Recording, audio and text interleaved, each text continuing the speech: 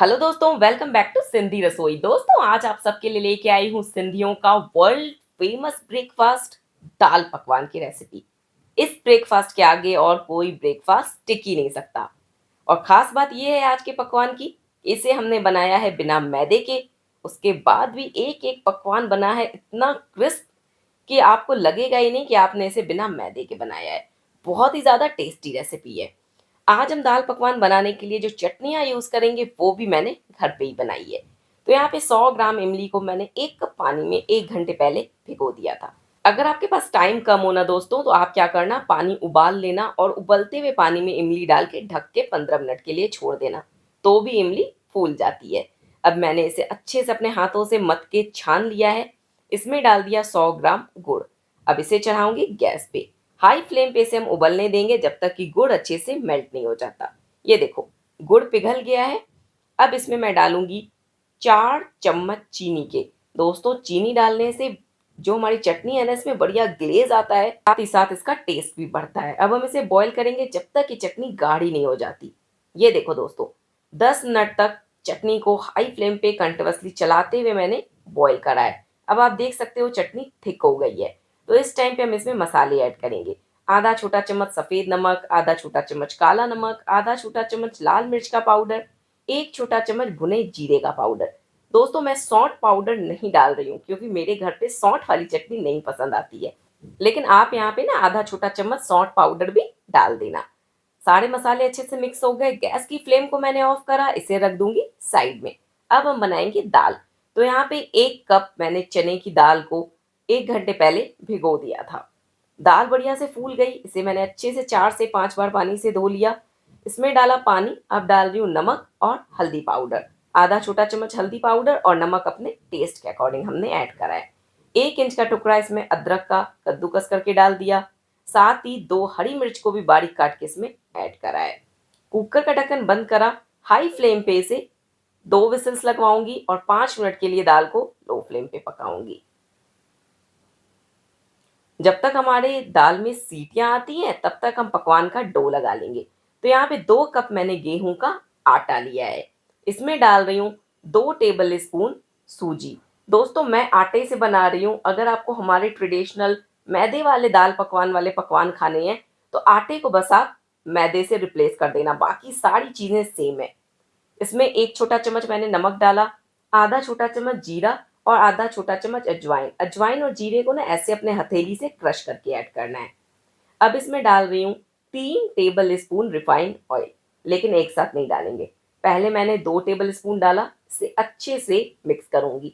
दोनों हाथों में हमें ये आटा लेके अच्छे से ना इसे रब करना है, ताकि आटे के एक एक कण में ऑयल अच्छे से मिक्स हो जाए। पकवान के अंदर ज़्यादा ऑयल नहीं जाता है, बस थोड़ा सा ही ऑयल का इसमें हमने मोयन देना होता है।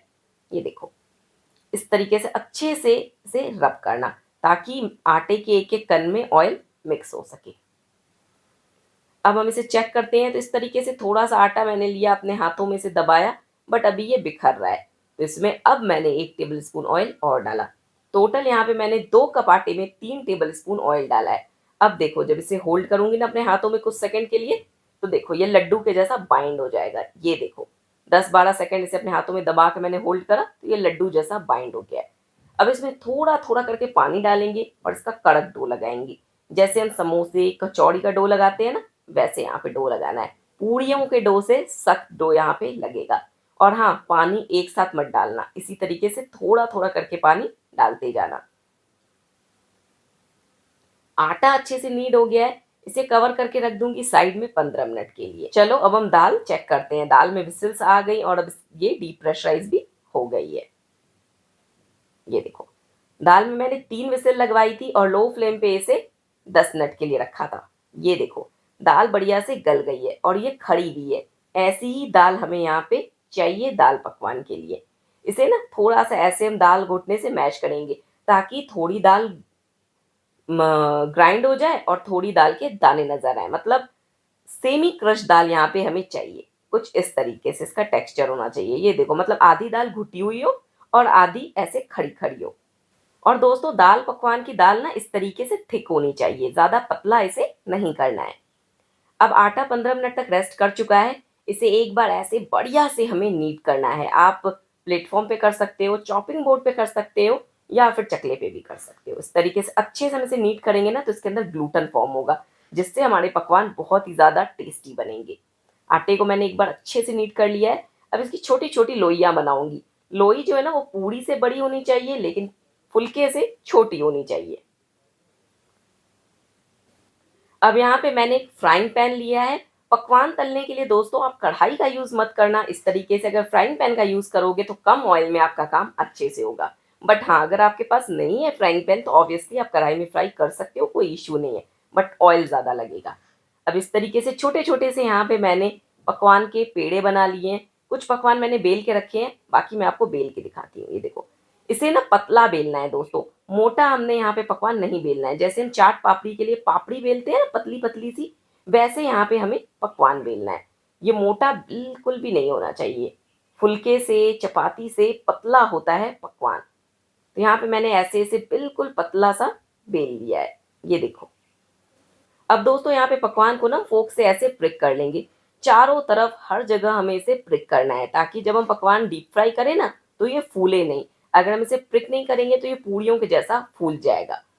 तो इस तरीके से पकवान को बेल के हम साइड में रखते जाएंगे। एक साथ आप 5-6 पकवान बेल लो, उसे फ्राई करो, फिर बाकी पकवान बेलो। और हाँ दोस्तों, जब तक आप एक पकवान बेलते हो आपका आटा कवर होना चाहिए। आटा सूखना नहीं चाहिए। चाहे आप इसे गीले कपड़े से ढक के रखो या जैसे मैंने प्लेट से कवर करके रखा है आटे को वैसे कवर करके रखो, लेकिन आटा खुला नहीं छोड़ना है। जब तक हम पकवान बेल रहे हैं बाकी का आटा हमारा कवर होना चाहिए। ये देखो दोस्तों, यहाँ पे मैंने आपको एक और पकवान बेल के दिखाया है। बस ध्यान रखना है आपने पकवान आपने पतला-पतला बेलना है और इसे एक साथ बेलना है। ऐसा नहीं कि कहीं मोटा और कहीं पतला। तेल को मैंने मीडियम गरम करा है और बिल्कुल लो फ्लेम पे मैं पकवान डालूँगी। पकवान के लिए तेल हमें ज़्यादा गरम नहीं चाहिए। जैसे समोसे, कचौड़ियाँ हम हल्के गरम तेल में फ्राई करते हैं ना, वैसे ही हमें पकवान भी हल्के गरम तेल में ही फ्राई करना है। और जैसे हम ऑयल में पकवान डालते हैं इस तरीके से इसे स्पैचुला से हमें दबाना है ताकि पकवान फूले नहीं। अब मैंने इसे पलट दिया, दूसरे तरफ से भी इसे ऐसे प्रेस करते हुए पकाऊँगी। जब पकवान थोड़ा-सा क्रिस्प हो जाएगा और इसका कलर थोड़ा बदल जाएगा, उसके बाद हम गैस की फ्लेम को कर देंगे मीडियम हाई। बट हाँ, गैस की फ्लेम को फुल नहीं करना है। पहले पकवान 2-3 मिनट बिल्कुल लो फ्लेम पे फ्राई होगा, उसके बाद के 2-3 मिनट पकवान मीडियम हाई फ्लेम पे फ्राई होगा, लेकिन तेज़ आँच पे ये बिल्कुल भी फ्राई नहीं होगा। अगर आपने इसे तेज़ आँच पे फ्राई करने की गलती करी, तो ऊपर से पकवान सिक तो जाएगा, बट रखने में वो ढीला पड़ जाएगा। ये देखो। देख रहे हो? और पकवान में हल्का कलर चेंज हो गया है। तो अब मैंने गैस की फ्लेम को मीडियम हाई करा और अब मीडियम हाई फ्लेम पे इसे गोल्डन कलर आने तक डीप फ्राई कर रही हूँ। और कभी भी पकवान को डार्क गोल्डन कलर तक फ्राई नहीं करना। ये देखो, ये इसका परफेक्ट कलर है। इस टाइम पे जब आप इसे निकालोगे ना तो गरम-गरम में ये अभी और पकता रहेगा। तो इसका कलर प्रॉपर गोल्डन हो जाएगा। ये देखो दोस्तों, मेरा बेटा भी यहाँ पे आ गया है। अब जब तक मैं यहाँ पे आप लोगों के लिए दाल पकवान बनाऊँगी, ये यहाँ पे मस्तियाँ करता रहेगा। कोई बात नहीं, इसे मस्तियाँ करने देते हैं, हम अपना काम करते हैं। इसी तरीके से मैं दूसरा पकवान भी फ्राई करूँगी और हर पकवान को हम लो फ्लेम पे ही डालेंगे। पहले 2-3 मिनट इसे लो फ्लेम पे ही फ्राई करेंगे, उसके बाद गैस की फ्लेम मीडियम हाई करेंगे और फिर मीडियम हाई फ्लेम पे हम पकवान को फ्राई करेंगे। ये देखो, जब दोनों तरफ से ये थोड़ा-सा सिक जाता है ना इस तरीके से, उसके बाद हमने गैस की फ्लेम को मीडियम करना है। और हाँ, पकवान को इस तरीके से स्पैचुला से दबाना बहुत ही इम्पोर्टेंट है। इस स्टेप को आप मिस नहीं करोगे।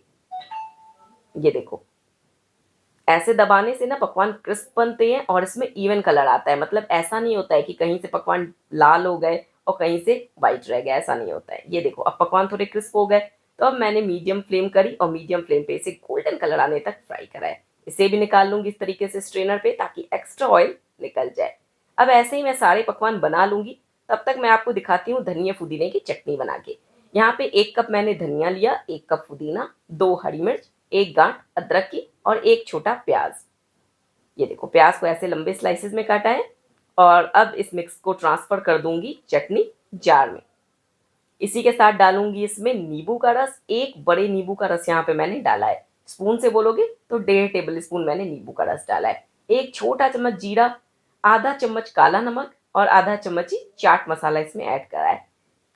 अब यहाँ पे मैंने 1 चम्मच इसमें सरसों का तेल डाला है दोस्तों, ये बहुत ही इम्पोर्टेंट है। अगर आपको चटनी को काला होने से बचाना है ना, मतलब चटनी का कलर अगर आपने खराब नहीं करना है, तो सरसों का तेल डाल के ही चटनी को ग्राइंड करना। तेल डाल के ग्राइंड करने से ना, जब आप चटनी को स्टोर भी करते हो 2-3 दिन के लिए, तो इसका कलर खराब नहीं होता है। ये थी आज की टिप। दाल हमारी बन के रेडी है। कंसिस्टेंसी आप देख सकते हो।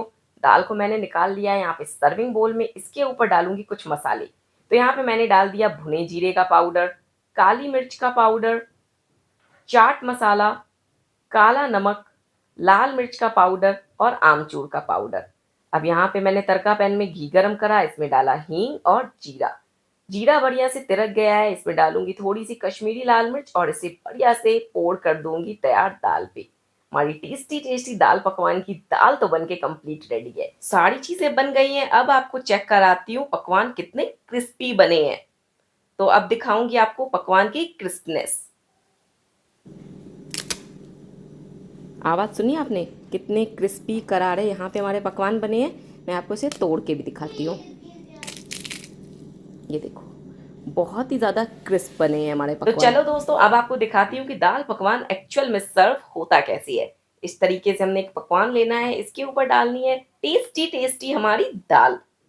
अब हम डालेंगे इस पे थोड़ा सा भुने जीरे का पाउडर, इमली की खट्टी मीठी चटनी, हरे धनिए की चटनी, बारीक कटा हुआ प्याज और थोड़ी सी बारीक वाली सेव। तो ये हो गई हमारे पकवान की प्लेटिंग कंप्लीट। तो चलो अब चलते हैं पतिदेव के पास और उनसे जानते हैं कि आटे के पकवान कैसे बने हैं। बटू पतिदेव, दाल पकवान अची वियो अथव। दाल पकवान जोरदार बारिश और अच ठहियो अथव दाल पकवान स्नैक्स में। वाह भाई वाह। और पतो अथव जी दाल पकवान जी ख़ासियत छा आहे? छा? अॼु मां दाल पकवान मैदे सां न ठातो आहे। त? जो पकवान ठहियल अथव इहो अटे सां ठहियल अथव। हाणे खाई ॿुधायो कि कीअं थो लॻेव। अटे सां? जी। अरे वाह।